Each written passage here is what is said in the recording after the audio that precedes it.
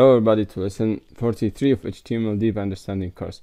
In this lesson we will study the audio and how to embed the audio in your web page. Okay, let's go to the code and see what is the audio and what do we mean with this audio code. First of all, before HTML5 audio was difficult to be embedded, but now it's so amazing and so easy.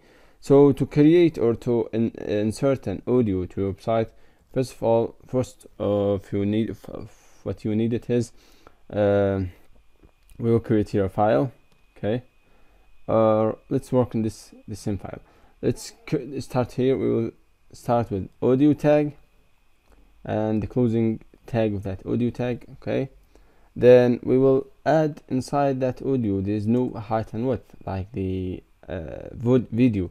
Here we have something called controls. Okay, so the controls could be used to show you the controls like playing, stopping, volume, and so on. And they have here the source. It's the same like the HTML video, the previous course lesson. So the previous lesson of video, it was the same. So we have here a source. Okay, then inside that source we will have src, which means the source of that file, and we should copy the file that we have here, example, to the same file, or we write the destination of that file. For example, here I write step 1 back and then go to HTML 43 and go to it was what?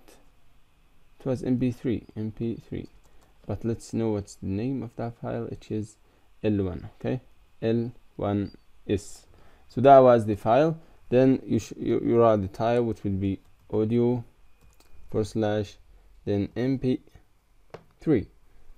Okay, so you write the file type that you have it. Okay, then you write here something that shows that if your browser does not support that type of tag, it will show this for example, browser zold. Okay, so let's save it and see what do we have here. We'll refresh.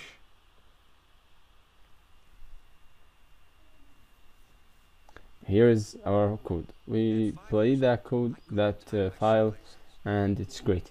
So let's go back and see what we have, what other thing that we have it there. So here we have defined an audio, I'm sorry. So how to control it, we will know now the attributes and properties that they have.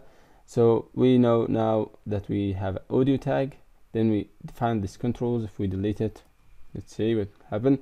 These controls, I think, will disappear. I'm sorry, all the video disappeared. So great, it's not like the video. Great. And then you define source inside that audio tag, which contains it has no closing tag, and it has source. The source means the destination, or the path of that file of mp3, and then the audio mp3.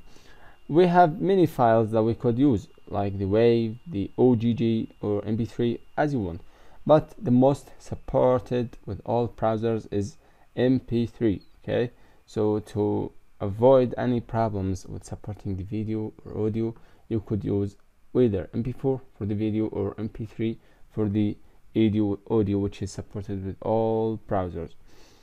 Okay, we have some methods and properties and events that we could add it to the audio, like the controlling the voice, the volume, and so on.